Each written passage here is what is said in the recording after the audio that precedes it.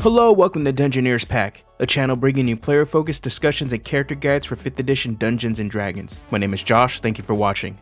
The fun in tabletop RPGs comes from how stories are built on the result of the die roll, but what if you can play a character that had the ability to influence the results of the die? This idea inspired me to create a character build for an arcane-powered gambling con artist. So in this video, I'm bringing you a multi-class character build that can let you manipulate the dice in and out of character.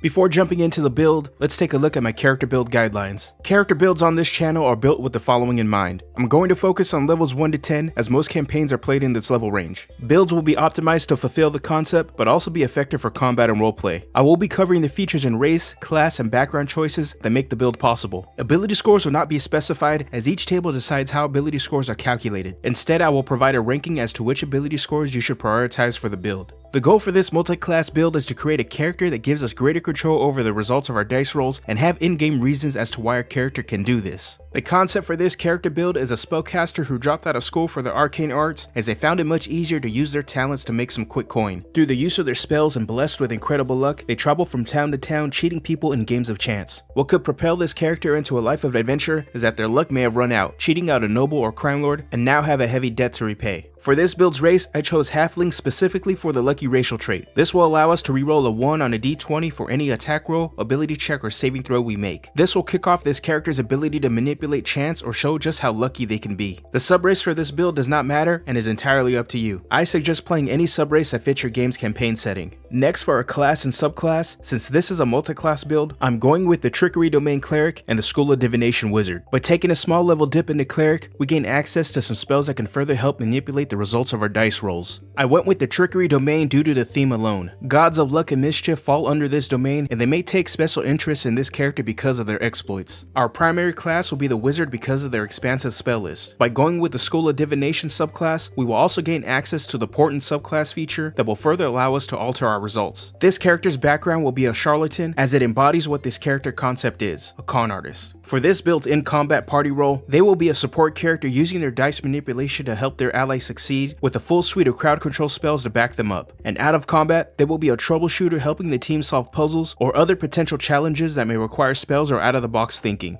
For our ability scores, we want to prioritize intelligence to support our wizard spells. Wisdom is second to guarantee the 13 points needed to multiclass into cleric. Next is constitution, followed by dexterity and charisma, and finally strength will be our dump stat. Next up is our skills. From our background, we will be getting sleight of hand, which will come in handy trying to cheat at games of chance. And we also pick up deception, which will further allow us to bluff and lie to succeed at our scam. From the cleric class, we get history to help with knowing various information on towns we visited and places where gambling takes place. And we also gain insight to figure out who may be an easy mark or who should be taken down a peg. Now let's get into a level by level breakdown. Starting at level 1, we begin with the level in Cleric. As previously mentioned, I went with the Trickery Domain for the subclass. With this level dip into Cleric, we pick up a few proficiencies, with the most important ones being proficiency with light and medium armors, shields, and with wisdom and charisma saving throws. Getting access to medium armor and a shield will boost this character's defenses to protect their small pool of hit points. The wisdom and charisma saving throw proficiencies will protect us from spells and other status effect inducing abilities that can take us out of the fight. The Trickery Domain gives us the blessing of the trickster feature, but it's not relevant to this build. Rounding out level 1 is some spell choices. For cantrips, pick up guidance as a way to show this character influencing an ally's luck, helping them to succeed at an ability check. For first level spells, the two biggest spells that really get the ball rolling on manipulating the dice results are Bless and Bane. This could be roleplayed as your character using magic to form and manipulate a probability field. Beginning at level 2, we leave the cleric class behind and jump straight into wizard for the rest of this build. Jumping into wizard will grant us arcane recovery to get back spell slots on short rests, and we also learn even more cantrips and spells. Consider taking Mage Hand and Minor Illusion. Mage Hand and Minor Illusion are ways to cheat at whatever scam you decide this character runs. In the same vein, for level 1 spells, Illusory Script and Unseen Servant can help out with the con.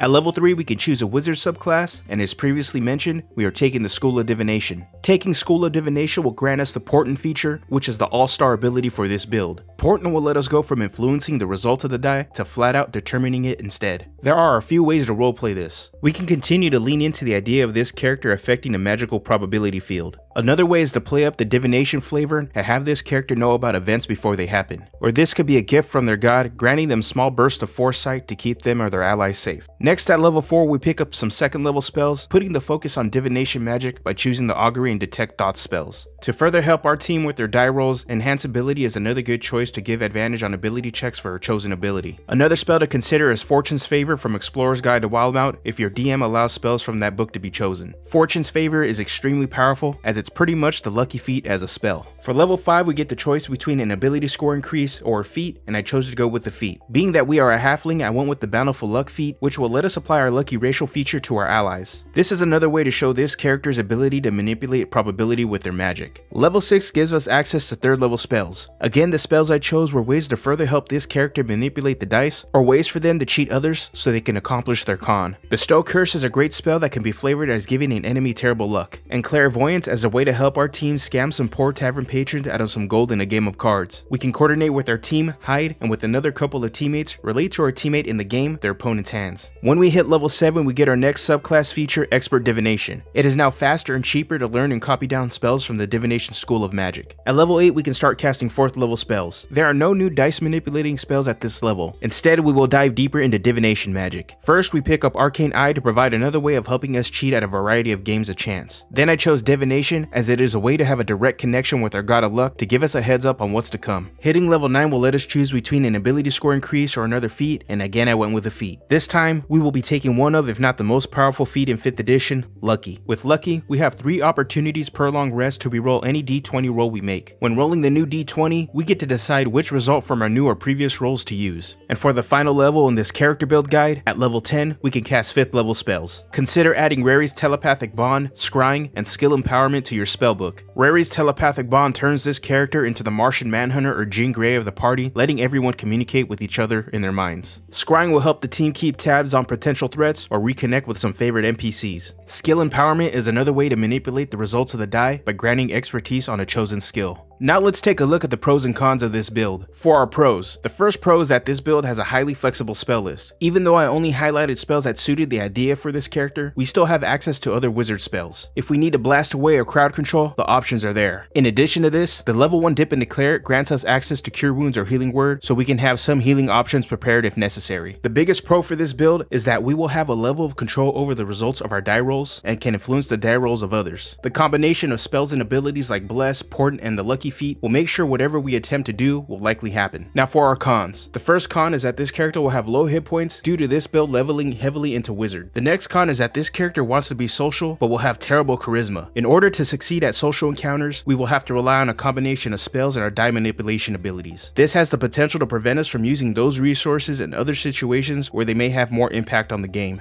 And finally, let's take a look at some alternative character build ideas that can accomplish the theme of this character that you may want to consider. The level 1 dip into Cleric is to get access to Bless and Bane as they fit with the manipulation of probability theme for this character build. You can choose to forgo the level dip and go straight Wizard and still be able to accomplish the character idea without Bless or Bane. For players really trying to optimize, consider taking a look at the Peace Domain Cleric in place of the Trickery Domain. The Peace Domain Cleric has the Emboldening Bond feature, which provides a Bless-like effect despite the subclass's theme not fitting within the domain of a God of Luck. If you want a more social character, consider playing a Lore Bard with a 2-level dip in a Divination Wizard so that you can pick up the Portent subclass feature and still do similar things like the build featured in this video. With that said, I want to hear from you. How would you build a lucky character? Let me know down in the comments section. If you enjoyed this video, make sure to give it a like, and if you want to see more content like this, I drop a video every week, so go ahead and hit that subscribe button. If you are struggling to figure out which subclass to play next, click on my playlist for Tasha's Cauldron of Everything. You can click on the playlist on the screen to check out the videos on the subclasses from the book, and each video shows you how you can fit that subclass into the official 5th edition settings. Alright, I'm out of here. Have a good one.